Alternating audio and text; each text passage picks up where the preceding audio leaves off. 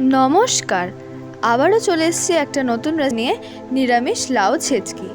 তো চলুন দেখে না কীভাবে করতে হয় এই রেসিপিটি।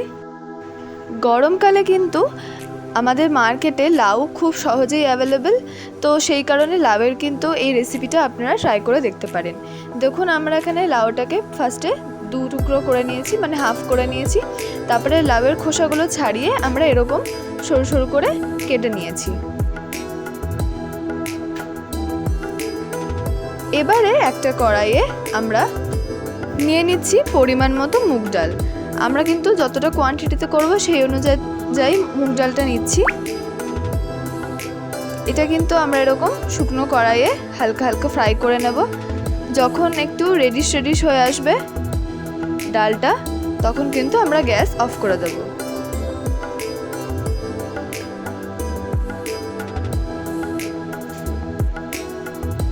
দেখুন, ডালটা কিন্তু হালকা হালকা লাল হয়ে আসছে।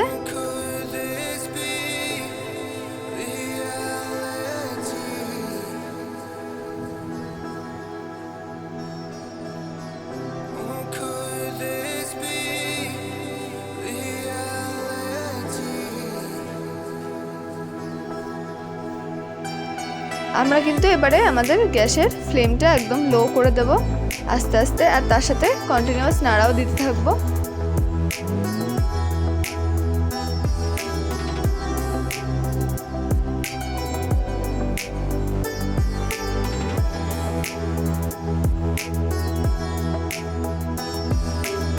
এবারে দেখুন, ডালটা যেই লাল লাল হয়েছে, আমরা এবারে এটাকে জল দিয়ে ধুয়ে নেব। কারণ যেহেতু ভাজার আগে আমাদের জল দিয়ে ধোয়া হয়নি, তাই আমরা এবার এটাকে জল দিচ্ছি এর মধ্যে। তারপরে এটাকে ভালো করে ধুয়ে জলটা আমরা ফেলে দেব।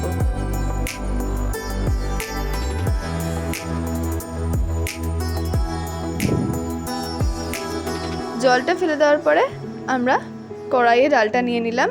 এবারে এর মধ্যে আমরা কেটে রাখা যে লাউয়ের টুকরোগুলো ছিল, সেগুলো কিন্তু সব এর মধ্যে আস্তে আস্তে করে দিয়ে দেব।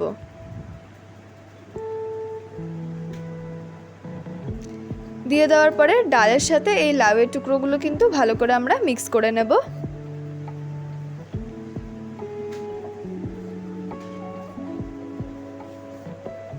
এরপর এর মধ্যে আমরা দিয়ে দিলাম স্বাদ মতো নুন।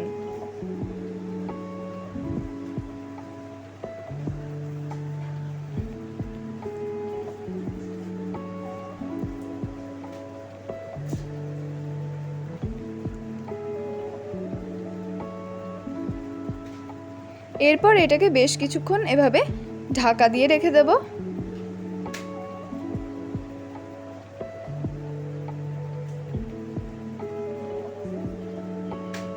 আস্তে আস্তে কিন্তু লাউটা নরম হয়ে যাবে।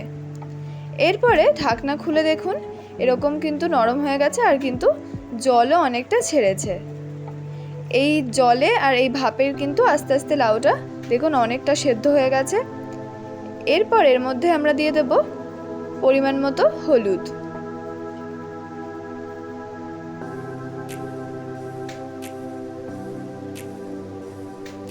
এবারে হলুদটা আমরা পুরো যে লাউ আর ডাল আছে সেটার সাথে আমরা মিক্স করে নিচ্ছি।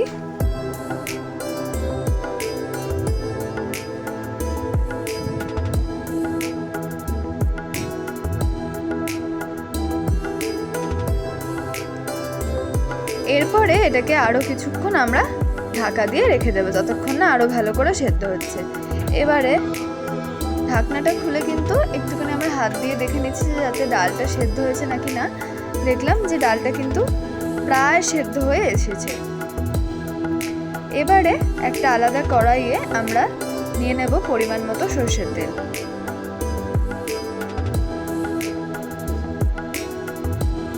এরপরে এর মধ্যে আমরা দিয়ে দিচ্ছি 2-3টে শুকনো লঙ্কা, তেজপাতা, আর দিয়ে দিচ্ছি জিরে।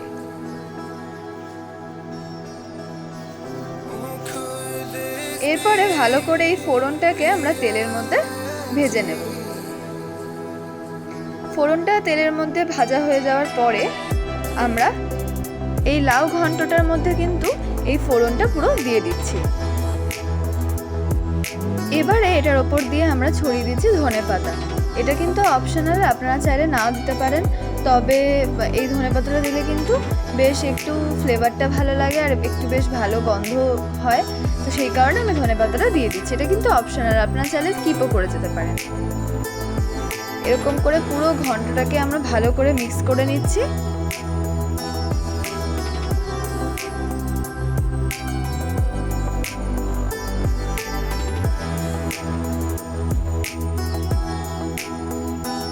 এটা কিন্তু দেখুন আমাদের প্রায় রেডি হয়ে এসেছে।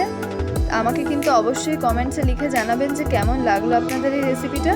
আর যদি আপনাদের কোনো নতুন ডিমান্ড থাকে আপনারা কিন্তু আমাকে কমেন্টে লিখে অবশ্যই জানাবেন।